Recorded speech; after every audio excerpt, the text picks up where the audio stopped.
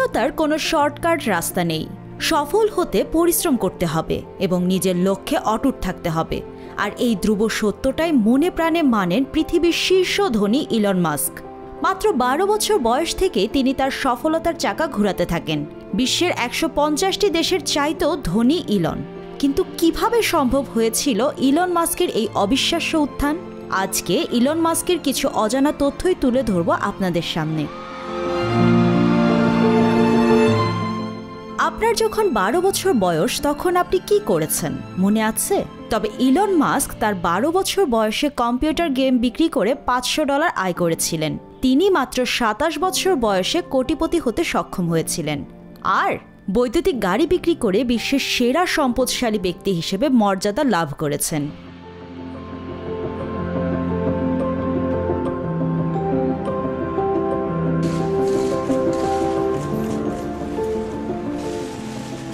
Satellite, rocket, social media কোথায় নেই তার পদচারণা।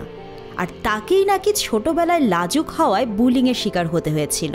মাত্র 16 বছর বয়সে ভাই কিম্বল ও কাজিনদের সঙ্গে বাসার পাশেই ভিডিও আর্কেড প্রতিষ্ঠা করতে চেয়েছিলেন মাস্ক। তারা জায়গা ভাড়া নেওয়ার জন্য শহর কর্তৃপক্ষের প্রয়োজনীয় ফর্ম পূরণ করেছিল, কিন্তু পরবর্তীতে শহর কর্তৃপক্ষ জানায় জায়গা ভাড়া নেয়ার মতো উপযুক্ত বয়স তাদের হয়নি। এজন্য তাদের এই উদ্যোগ ব্যর্থ হয়।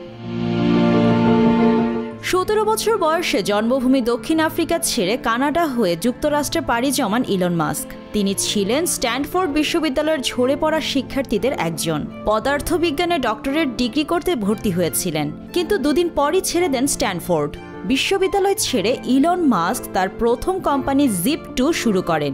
4 বছর পর Zip2 বিক্রি করেছিলেন $30 কোটি।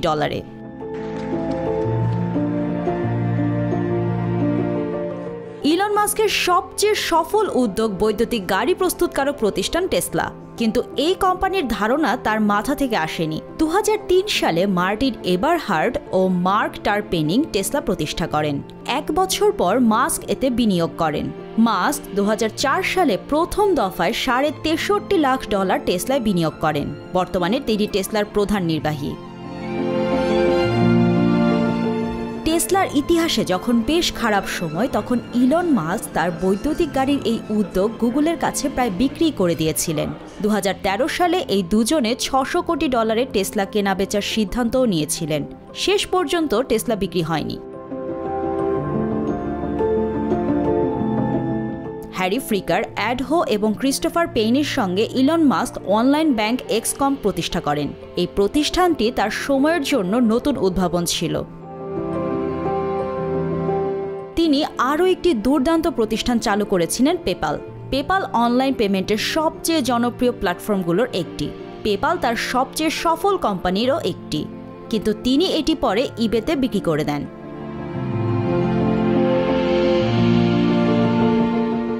ইলন মাস্কের আরেকটি প্রতিষ্ঠান স্পেস এক্স। এই প্রতিষ্ঠানের রকেট ডিজাইনের জন্য তিনি মার্কিন বিমান বাহিনী ও নাসার সঙ্গে বড় চুক্তি করেছিলেন। তিনি সামরিক মিশন পরিচালনার প্রকল্প গ্রহণ করেন। 2025 সালের মধ্যে মাস্ক নাসার সহায়তায় মহাকাশে একজন নভোচারী পাঠানোর পরিকল্পনা করছেন।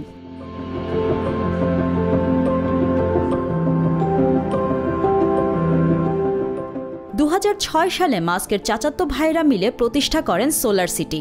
এই প্রতিষ্ঠানে মাস্ক পৃষ্ঠপোষকতা করেছিলেন। তিনি ছিলেন তাদের প্রধান আর্থিক সহায়তাকারী। মাস্ক টেসলার মাধ্যমে 2016 সালে সোলার সিটিকে $2.6 বিলিয়ন স্টকের বিনিময়ে কিনে নেন। 2022 সালে $44 বিলিয়ন টুইটার কেনার উদ্যোগ নেন ইলন মাস্ক। পরে দীর্ঘ 6 মাস নানান নাটকীয়তার শেষে টুইটারের নিয়ন্ত্রণ নেন ইলন মাস্ক। এছাড়াও মাস্ক 2015 সালে অলাভজনক সংস্থা ওপেন এআই প্রতিষ্ঠা করেন। 2016 সালে তিনি নিউরালিঙ্ক এবং বোরিং কোম্পানি প্রতিষ্ঠা করেন। প্রথম ব্যক্তি হিসেবে 40,000 কোটি বা $400 বিলিয়ন সম্পদের মালিক হওয়ার রেকর্ড গড়লেন মার্কিন ধনকুবের ইলন মাস্ক। ব্লুমবার্গের মতে তার কোম্পানি টেসলা এবং স্পেস এক্সের বাজার মূল্য দ্রুত বৃদ্ধি এই মাইলফলক অর্জনের প্রধান ভূমিকা রেখেছে। তবে ফোর্বস সাময়িকীর আলাদা এক হিসাবে মাস্কের বর্তমান সম্পদের পরিমাণ $3,680 কোটি। এমনটাই তথ্য দিয়েছে টাইমস অফ ইন্ডিয়া।